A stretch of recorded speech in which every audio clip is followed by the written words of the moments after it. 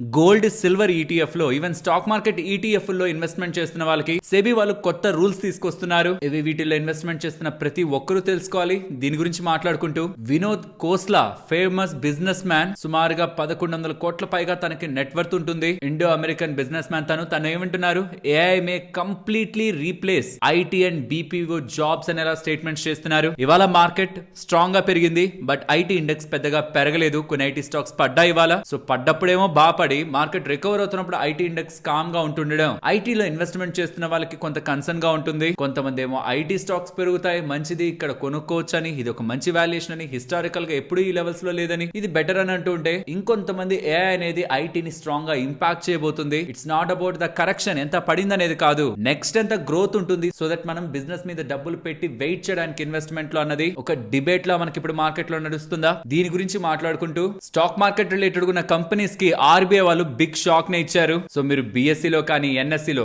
రాబోతున్న ఐపీఓ రాబోతున్న ఎన్ఎస్సి లో కానీ అన్లిస్టెడ్ మార్కెట్ లో ఇన్వెస్ట్మెంట్ చేస్తున్నా, ఈవెన్ బ్రోకింగ్ కంపెనీస్ లో ఇన్వెస్ట్మెంట్ చేస్తున్నా, ఇన్ఫాక్ట్ మీరు స్టాక్ మార్కెట్ లో స్టాక్స్ ని కొంటూ అమ్ముతున్నా, ఈవెన్ ట్రేడింగ్ చేస్తున్నా, స్పెషల్లీ ఎఫ్ఎన్ఓ పరంగా చేస్తున్నా, ఈ ఉంటున్న ఇంపార్టెంట్ రూల్స్ ఏ రకంగా వాటిని ఇంపాక్ట్ చేయబోతున్నా అనేది చూడాలి. కాబట్టి వాళ్ళు మీరు చూడండి, బిఎస్సి స్టాక్ 10% దగ్గరగా పడింది. బ్రోకింగ్ కంపెనీస్ కూడా చాలా ఎక్కువగా పడ్డాయి. ఎంటర్ వాళ్ళ బిజినెస్ ఫండమెంటల్ స్ట్రక్చర్ నే మార్చబోతున్న రూల్ ఇది. వీటి గురించి కూడా మాట్లాడుకుంటూ ఈ వెనస్డే ఇంపార్టెంట్ థింగ్ ఉంది. అండ్ ముఖ్యంగా ఫ్రైడే అమెరికా ప్రెసిడెంట్ ట్రంప్ తీసుకుంటున్న నిర్ణయం, ఇతర దేశాల మీద వేస్తున్న టారిఫ్ల మీద తీసుకున్న నిర్ణయాన్ని అక్కడ సుప్రీంకోర్టు హియరింగ్ లో తీసుకునే అవకాశం ఉందని ఎలా డేటా కనిపిస్తుంది. వెనస్డే ఏముంటుంది, ఫ్రైడే ఏముంటుంది, కమింగ్ టైమ్స్ లో ఉండబోతున్న ఈవెంట్స్ ఏంటి. అండ్ మీరు గమనిస్తే లాస్ట్ ఫ్రైడే ఎఫ్ఐఎస్ 7,000 కోట్ల దగ్గరగా సెల్ చేశారు. ఇక మొదలైందా వాళ్ళ సెల్లింగ్ ఫర్దర్ గా మళ్ళీ మన మార్కెట్ లో స్ట్రాంగ్ గా ఉండబోతుందా, దీని రిలేటెడ్ గా మాట్లాడుకోవాలి. ఎందుకంటే 7,000 కోట్లు ఎక్కడ జరిగిందో తెలిస్తే అట్లీస్ట్ మనకు ఒక చిన్న హోప్ మార్కెట్ రిలేటెడ్ గా రైజ్ అవుతుంది. దీంతో పాటు గ్లోబల్ గా ఉన్న ఇతర ఇంపార్టెంట్ పాయింట్స్ అండ్ మన మార్కెట్ రిలేటెడ్ గా ఉన్న డేటాని డిస్కస్ చేసుకుంటూ ఇవాళ మన మార్కెట్ అనాలిసిస్ ని ఎండ్ చేద్దాం. Hello friends, welcome to day trader Telugu.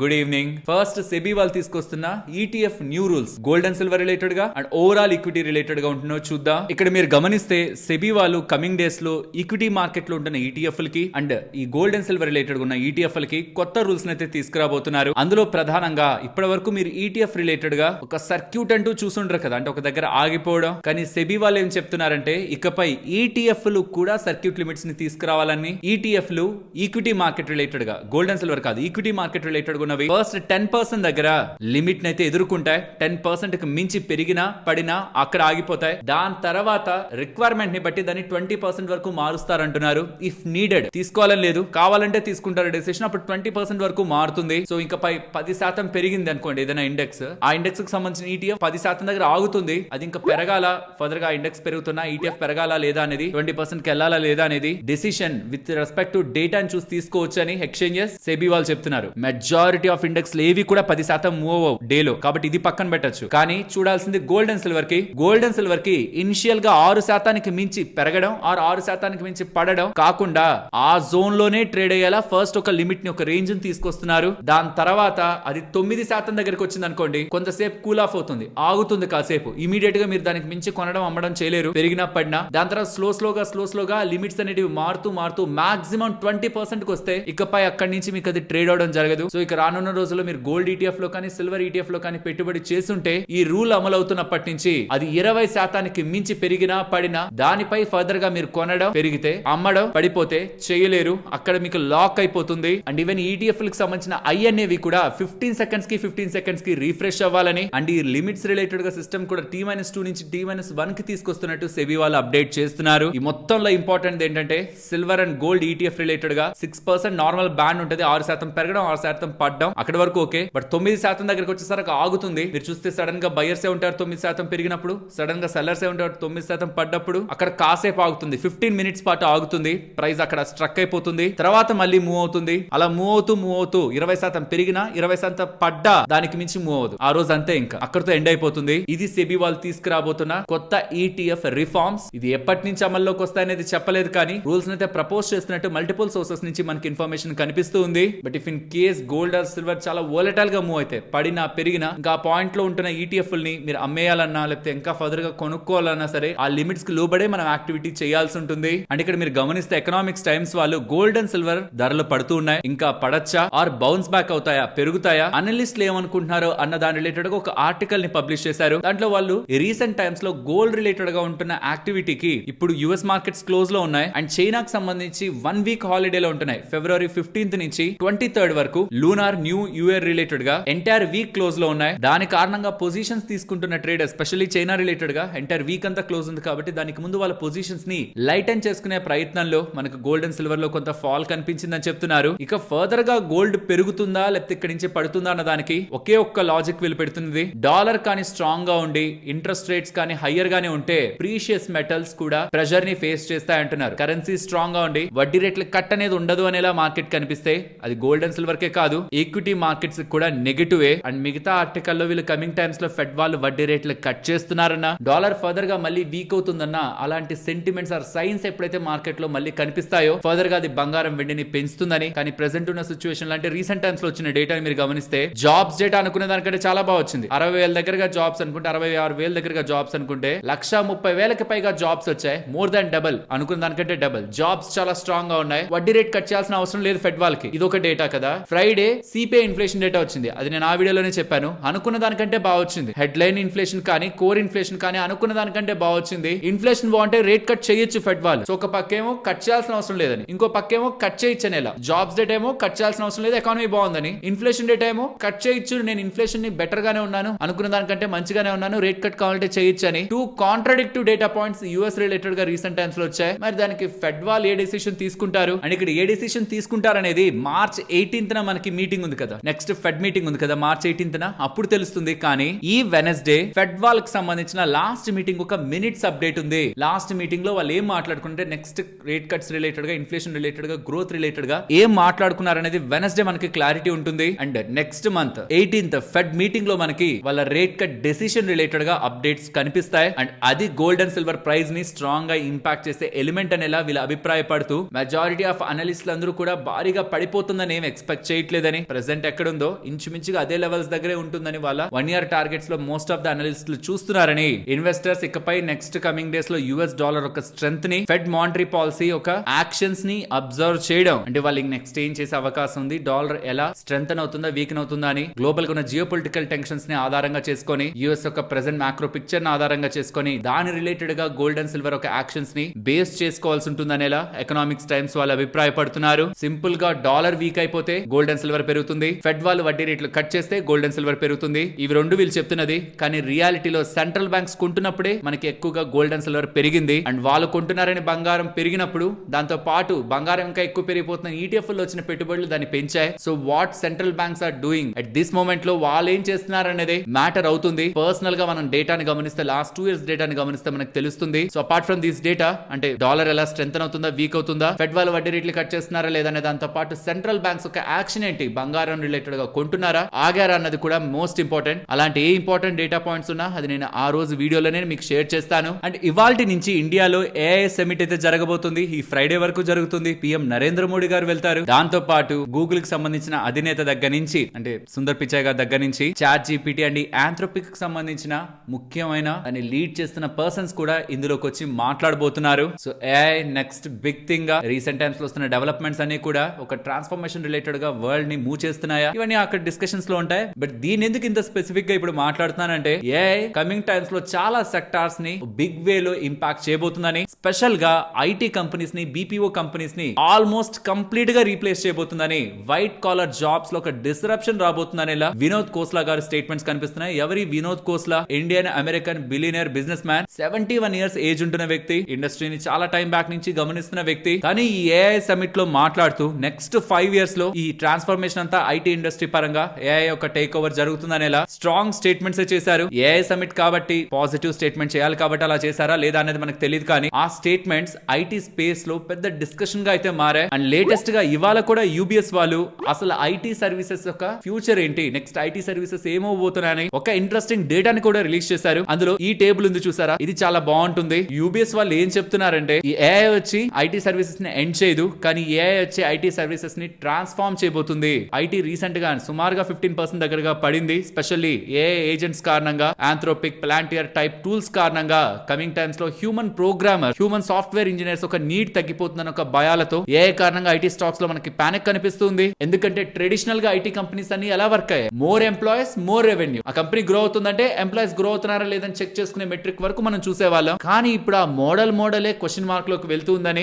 ఇప్పుడు ఏఐ కోడ్ రాయగలదు, సాఫ్ట్వేర్ ని టెస్ట్ చేయగలదు అండ్ మెయింటెనెన్స్ ని కూడా ఆటోమేట్ చేయగలదు. ఇఫ్ ఏఐ కానీ మ్యాన్ పవర్ ని రెడ్యూస్ చేస్తే టెక్ ఒక గ్రోత్ స్లో డౌన్ అవుతుంది అనేది మెయిన్ క్వశ్చన్. ఇన్వెస్టర్ ఒక మెయిన్ క్వశ్చన్ ఏంటంటే ఏఐ ఐటీని రీప్లేస్ చేస్తుందని కాదు, ఏఐ మ్యాన్ పవర్ ని తగ్గిస్తే మన ఇండియన్ కంపెనీస్ ఇప్పటి వరకు ఏ మ్యాన్ పవర్ తో అయితే బిజినెస్ గ్రోత్ ని తీసుకొస్తూ వచ్చాయో వాళ్ళు ఏఐకి అడాప్ట్ అవ్వకపోతే, వాళ్ళు ఏఐ ట్రాన్స్ఫర్మేషన్ లో భాగం కాకపోతే, మ్యాన్ పవర్ ఒక రిక్వైర్మెంట్ తగ్గినప్పుడు ఎంటైర్ స్ట్రక్చర్ మ్యాన్ పవర్ ని బేస్ చేసుకున్న స్ట్రక్చర్ కాస్ట్ వేలో కట్ అయినప్పుడు మరి క్లయింట్ వచ్చిస్తున్న బిజినెస్ లో కూడా, క్లయింట్ మాట్లాడుకుంటున్న డీల్ లో కూడా కటింగ్ ఉంటే మార్జిన్స్ అండ్ ప్రాఫిటబిలిటీ ఇంపాక్ట్ అవుతాయి, డీల్ సైజ్ తగ్గుతాయి. అసలు గ్రోత్ ఎలా ఉంటుంది, ఈ ప్లగ్ఇన్స్ ద్వారా గ్రోత్ ఏదైనా థ్రెట్ లో పడుతుందని ఒక కన్సర్న్స్ ఇన్వెస్టర్స్ ఈ ఏఐ కంపెనీస్ లోంచి బయటకు రావడానికి లాస్ట్ ఫ్రైడే 7,000 కోట్ల దగ్గరగా సెల్లింగ్ వచ్చిందా. దాని బ్యాక్ కూడా మెజారిటీగా ఎఫ్ఐఎస్ అమ్మింది ఐటీ స్పేస్ లోనే. సో యూబీఎస్ వాళ్ళు చెప్తున్నది ఐటీ కంపెనీస్ ఏం థ్రెట్ లోకి వెళ్ళవు, గ్రోత్ స్లో డౌన్ అయ్యే అవకాశం ఉందని. బట్ ఇఫ్ ఇన్ కేస్ ఈ ఐటీ కంపెనీస్ మ్యాన్ పవర్ కాకుండా ఏఐ యొక్క ట్రాన్స్ఫర్మేషన్ లో కానీ పార్ట్ తీసుకుంటే, ఏఐ యొక్క గ్రోత్ ని కానీ వీళ్ళు ఇన్వాల్వ్ చేసుకోగలిగితే వాటిల్లో ఇంకా సాలిడ్ గ్రోత్ మనం ఎక్స్పెక్ట్ చేయొచ్చని. కాబట్టి ఐటీ కంపెనీస్ ని కంప్లీట్లీ తీసి పారేయకుండా ప్రెసెంట్ ఉన్న మోడల్ ని ట్రాన్స్ఫర్మేషన్ చేసుకునేలా, హ్యూమన్ పవర్ రిలేటెడ్ గా కాకుండా ఏఐ తో ట్రాన్స్ఫార్మ్ అయ్యేలా, వాళ్ళ బిజినెస్ లోకి దీన్ని ఇన్వాల్వ్ చేసుకునేలా ఏదైనా ప్రొడక్ట్ డెవలప్మెంట్స్ ఆర్ అప్డేట్స్ ఈ స్పేస్ లో కానీ ఐటీ కంపెనీస్ చేస్తుంటే వాళ్ళకి ఒక గుడ్ బిజినెస్ ఆపర్చునిటీ ఉంటుందని. ఇఫ్ నాట్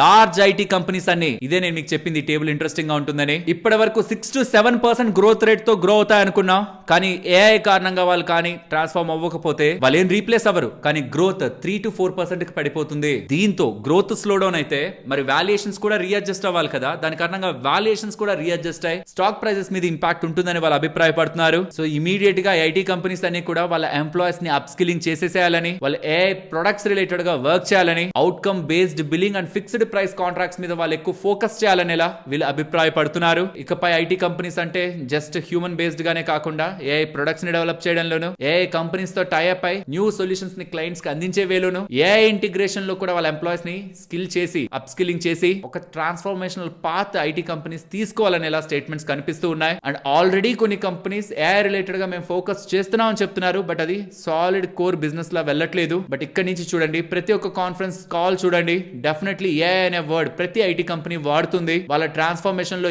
ఏఐ రిలేటెడ్ గా, ట్రాన్స్ఫర్మేషన్ రిలేటెడ్ గా వాళ్ళు ఇస్తున్న గైడెన్స్ నెక్స్ట్ నుంచి ఈ ఐటీ స్టాక్స్ అన్నిటిని కూడా వాల్యుయేట్ చేయడానికి, ఆ ఫ్యూచర్ వాళ్ళ ప్రైస్ ని ప్రిడిక్ట్ చేయడానికి, వాల్యుయేషన్స్ తీసుకోవడానికి కూడా బేస్ గా మారుతుంది. సో ఇకపై వస్తున్న ప్రతి కాన్ఫరెన్స్ కాల్ ని ఈ ఐటీ స్టాక్స్ లో ఇన్వెస్ట్మెంట్ చేసిన వాళ్ళు డెఫినెట్ గా ట్రాక్ చేయాలి. అక్కడే మీకు వాల్యుబుల్ ఇన్పుట్స్ కనిపిస్తాయి. ఇప్పటి వరకు ఉన్న డేటాతో ప్రెజెంట్ చేసే ఇన్వెస్ట్మెంట్ ని మనం వాలిడేట్ చేయలేం, స్పెషల్ ఐటీ కంపెనీస్ రిలేటెడ్ గా. అండ్ ఏఐ కంపెనీస్ ఎంతలా ట్రాన్స్ఫార్మ్ అవుతున్నాయని చెప్పడానికి గత కొంత టైం బ్యాక్ స్టార్ట్ అయిన ఆంథ్రోపిక్ కంపెనీ వాల్యుయేషన్ $380 బిలియన్ అయితే, మన ఇండియాకి సంబంధించిన entire IT index Infosys, TCS, HCL, Wipro, Tech Mahindra, LTIMindtree, Persistent Systems, Oracle, Coforge, Mphasis వీటన్నిటి వాల్యుయేషన్స్ కంటే ఆ ఆంథ్రోపిక్ వాల్యుయేషన్ $80 బిలియన్ దగ్గరగా ఎక్కువగా ఉంది. ఒక్క కంపెనీ 2,000 దగ్గరగా ఎంప్లాయీస్ ఉంటున్న కంపెనీ, కొన్ని లక్షల్లో employees and decades of presence ఉన్న వాటి కంటే $80 బిలియన్ దగ్గరగా ఎక్కువగా ఉంటుంది. అండ్ ఈవెన్ ఈ ఆంథ్రోపిక్ వాళ్ళు ఇండియాలో ఆఫీస్ ఓపెన్ చేయబోతున్నారని, అండ్ ఈవెన్ రిలయన్స్ వాళ్ళతో వాళ్ళు పార్ట్నర్ అవడానికి చూస్తున్నట్లు కూడా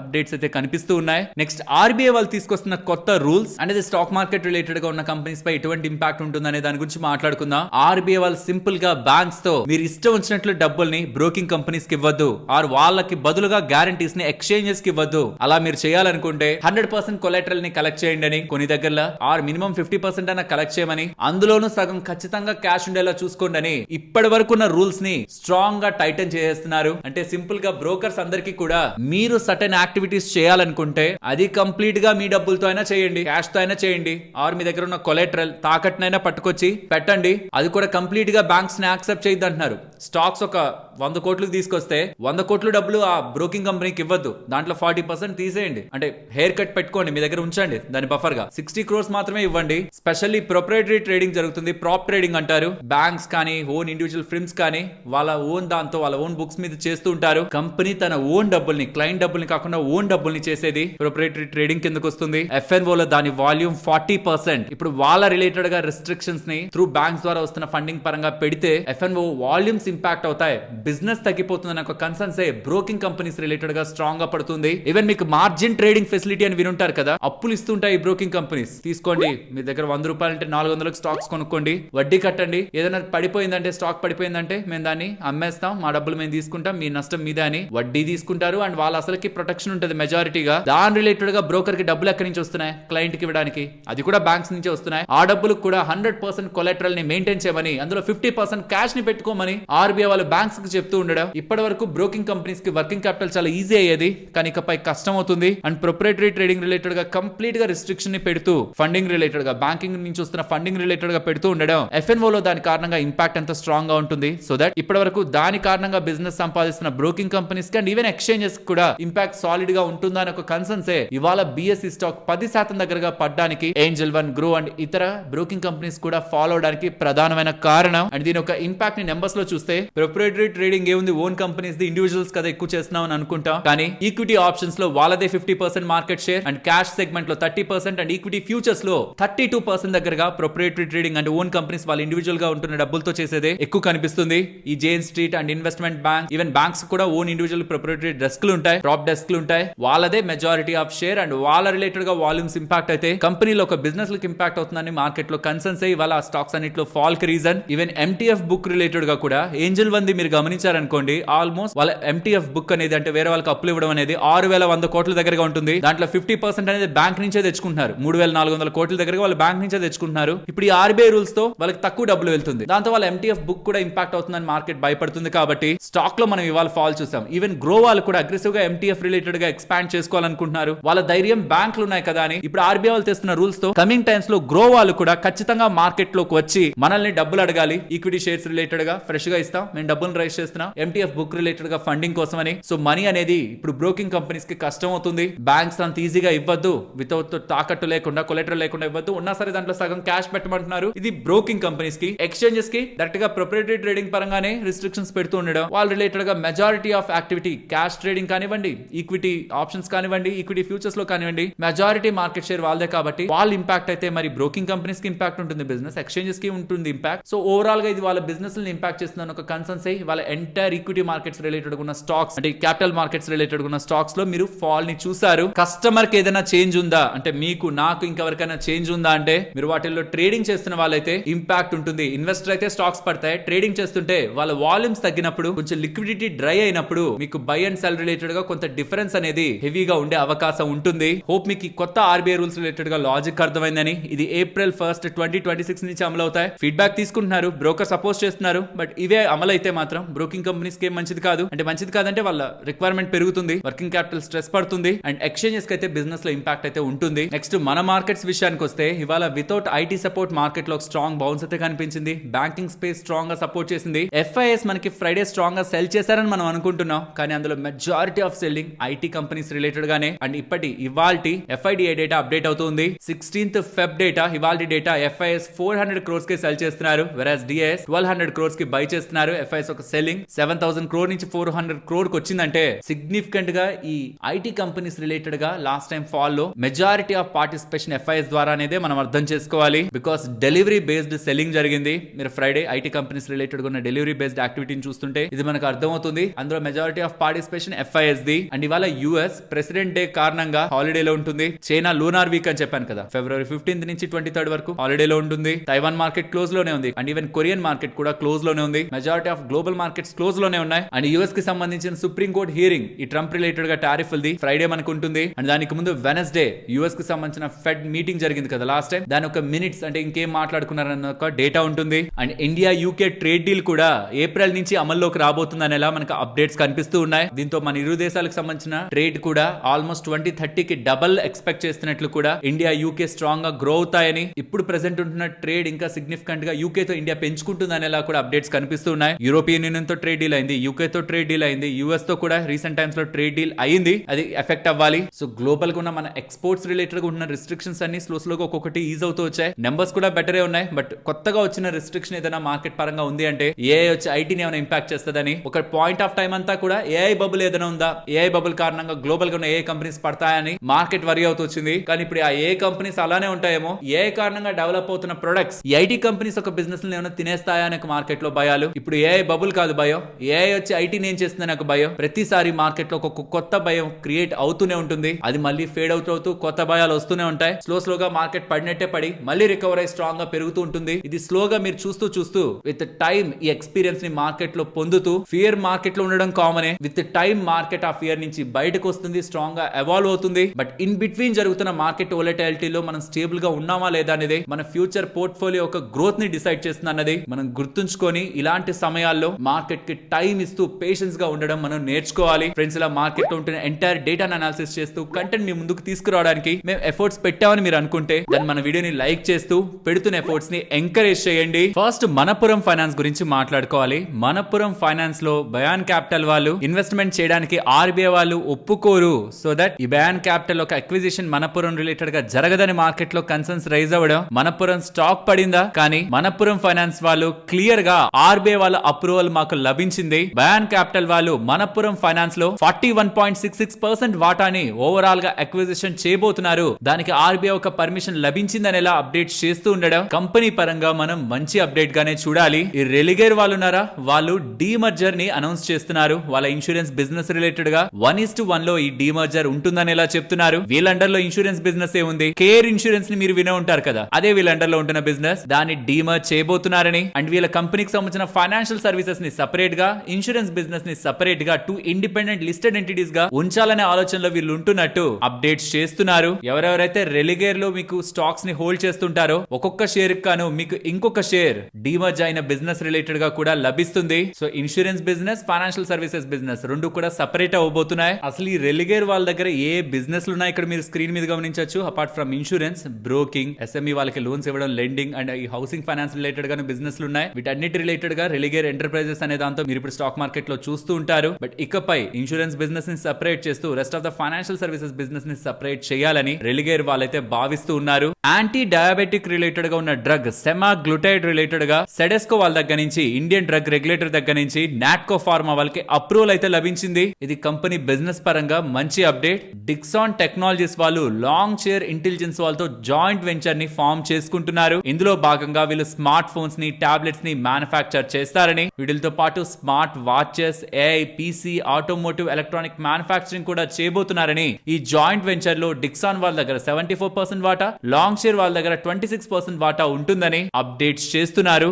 అసలు ఈ లాంగ్ షేర్ అనే కంపెనీ ఏంటి? ఇది 2002 లో స్టార్ట్ అయిన టెక్నాలజీ కంపెనీ. స్మార్ట్ ప్రొడక్ట్స్ ని రీసెర్చ్, డిజైన్, మ్యానుఫ్యాక్చరింగ్ చేయడంలో వీళ్ళకి 20 years దగ్గరగా ఎక్స్పీరియన్స్ ఉంది. Specially smart phones and AI, Pisces and automotive electronics related గా అండ్ ఇందాక చెప్పిన స్మార్ట్ వాచెస్, టాబ్లెట్స్ రిలేటెడ్ గా కూడా, స్మార్ట్ ఐవేర్ రిలేటెడ్ గా కూడా వీళ్ళ దగ్గర ప్రొడక్ట్ డెవలప్మెంట్ ఉందని, షాంఘై రిలేటెడ్ గా, చైనా రిలేటెడ్ గా వీళ్ళ హెడ్ క్వార్టర్స్ ఉందని, మ్యానుఫ్యాక్చరింగ్ సెంటర్స్ వియత్నాం లో, ఇండియాలో అండ్ ఇతర కంట్రీస్ లో ప్రెసెంట్ అయినాయని, ఈ స్పేస్ లో స్ట్రాంగ్ R&D తో 760 దగ్గరగా పేటెంట్స్ తో వాళ్ళు బిజినెస్ రిలేటెడ్ గా వర్క్ చేస్తున్నట్లయితే అప్డేట్స్ కనిపిస్తూ ఉన్నాయి. సో ఇంట్రెస్టింగ్ జాయింట్ వెంచరే. బిజినెస్ పరంగా మనం అది మంచిగానే డిక్సాన్ రిలేటెడ్ గా చూడొచ్చు.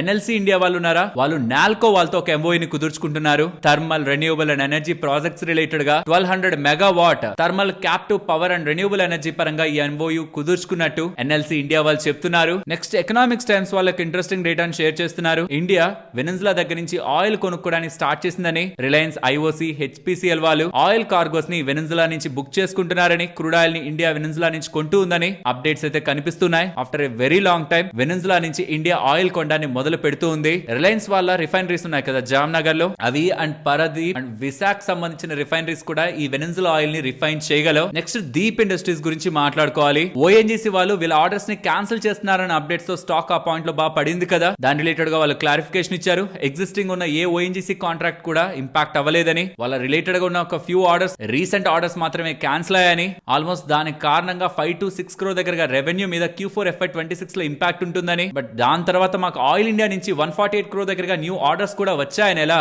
దీప్ ఇండస్ట్రీస్ వాళ్ళ అప్డేట్స్ లో అయితే మనకి కనిపిస్తూ ఉంది. భారత్ ఎలక్ట్రానిక్స్ వాళ్ళు ఉన్నారా, వాళ్ళు saffron electronics and defence systems వాళ్ళతో, ఫ్రాన్స్ కి సంబంధించిన ఈ కంపెనీతో హ్యామర్ వెపన్ సిస్టమ్ రిలేటెడ్ గా జాయింట్ వెంచర్ ని కుదుర్చుకున్నారంటున్నారు. ఈ హ్యామర్ వెపన్ సిస్టమ్స్ అంటే ఏంటో ఇక్కడ మీకు స్క్రీన్ ముందు పెడుతున్నాను. యూజువల్ గా పెద్ద పెద్ద పేలుడు పదార్థాలకి ఒక దిశ అంటూ ఏముండదు కదా, ఒక డైరెక్షన్ అంటే ఉండదు కదా. బట్ ఇది ప్రాపర్ గా ఒక డైరెక్షన్ లో తీసుకువెళ్లి స్ట్రైక్ చేయగలదు. దీని ఒక వార్ హెడ్స్ ఒక weight 125 kgs, 250 kgs, 500 kgs, even 1000 kgs దగ్గరగా కూడా ఉంటాయి. 70 కిలోమీటర్స్ వరకు రేంజ్ వీటికి ఉంటుంది. అండ్ ఓలా ఎలక్ట్రిక్ స్టాక్ ఇవాళ బాగా పడిందా, రిజల్ట్స్ ని పోస్ట్ చేశారులేండి. నెంబర్స్ వీక్ గా ఉన్నాయి. బట్ దాంతో పాటు కొటాక్ సెక్యూరిటీస్ వాళ్ళు ఈ స్టాక్ రిలేటెడ్ గా ఇక పెద్దగా పెరగదు, ఈవెన్ పడుతుంది కూడా, 20 రూపాయల వరకు వెళ్తుందనేలా వాళ్ళు స్టేట్మెంట్స్ చేస్తూ రిజల్ట్స్ బిలో ఎక్స్పెక్టేషన్స్ ఉన్నాయని, వాల్యూమ్ గ్రోత్ కూడా పెరగట్లేదని, కంపెనీ ఒక బిజినెస్ లో క్లియర్ గా ప్రెషర్ కనిపిస్తుందని, ఇప్పుడు చూసిందే క్రైసిస్ కాదు, కమింగ్ టైమ్స్ లో ఒక ఫుల్ క్రైసిస్ ని ఆర్ ఒక పెద్ద డిజాస్టర్ ని చూస్తారనేలా ఇన్వెస్టర్స్ ని వాళ్ళ స్టేట్మెంట్స్ రిలేటెడ్ గా కన్సర్న్ కి గురి చేస్తూ ఉండడం కూడా స్టాక్ లో ఇవాళ సెల్లింగ్ ప్రెషర్ ఇంతలా ఉండడానికి ప్రధానమైన కారణం.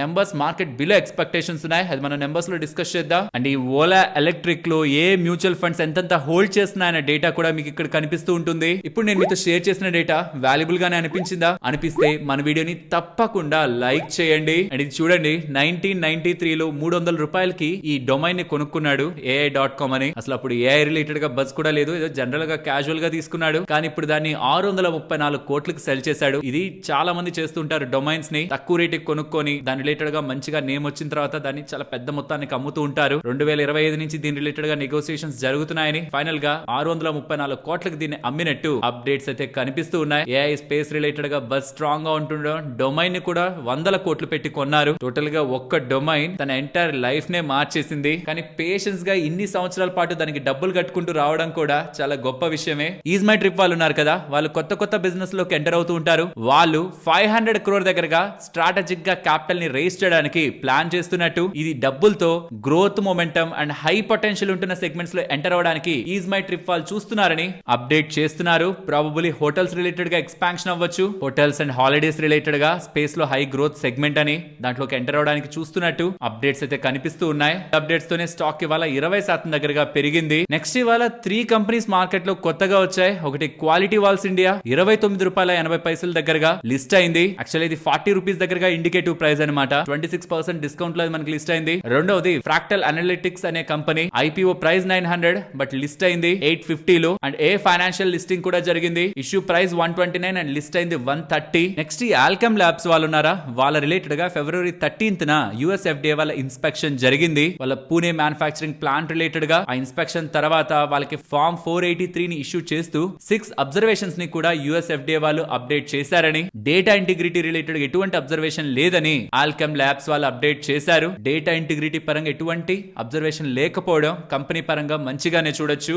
అండ్ HFCL వాళ్ళకి 42 crore విలువ చేసే ఒక export order optical fibre cables related గా లభించిందని, ఇది ఒక ఇంటర్నేషనల్ ఆర్డర్ అని, May 2026 లోపు ఇది ఎగ్జిక్యూట్ చేస్తారని ఎక్స్చేంజెస్ కి అప్డేట్ చేశారు. ఏకస్ వాళ్ళు ఉన్నారా, వీళ్ళు గవర్నమెంట్ ఆఫ్ తమిళనాడు వాళ్ళతో MOU ని కుదుర్చుకుంటున్నారు. ఒక మ్యానుఫ్యాక్చరింగ్ యూనిట్ ని సెటప్ చేసి ఎయిర్ క్రాఫ్ట్ కాంపోనెంట్స్ ని మ్యానుఫ్యాక్చర్ చేయడానికి 1900 కోట్ల దగ్గరగా వాళ్ళు ఇన్వెస్ట్మెంట్ చేయబోతున్నారని, aircraft engines, landing gear and ఇతర ఎక్విప్మెంట్ ని నెక్స్ట్ 10 years లో ఈ మ్యానుఫ్యాక్చరింగ్ యూనిట్ నుంచి తయారు చేయబోతున్నారని ఏకస్ వాళ్ళు స్టేట్మెంట్స్ చేస్తున్నారు. నెక్స్ట్ రిజల్ట్స్ గురించి మాట్లాడుకుందాం. First Ola electric numbers, revenue 55% పడుతుంటే వాల్యూమ్స్ 61% దగ్గరగా డౌన్ అవుతున్నాయి. బట్ ఇవన్నీ మాట్లాడుకునే ముందు వాళ్ళ మార్కెట్ షేర్ చూడండి. ఒకప్పుడు 11-12% దగ్గరగా వాళ్ళ మార్కెట్ షేర్ ఉండేది, స్లోగా అది 50% వరకు వచ్చింది, ఇప్పుడు అది 6% కి వచ్చేసింది. సో ఇన్వర్టెడ్ వి షేప్ ఉంది చూసారా, స్ట్రాంగ్ గా గ్రోత్ అలానే వచ్చింది. కాన్స్టెంట్ గా మార్కెట్ షేర్ ని కోల్పోతూ రావడం కూడా అదే జరిగింది. దీంతోనే కంపెనీ రిలేటెడ్ గా నెగటివిటీ మార్కెట్ లో స్టాక్ ప్రైస్ పరంగా కూడా కనిపించింది.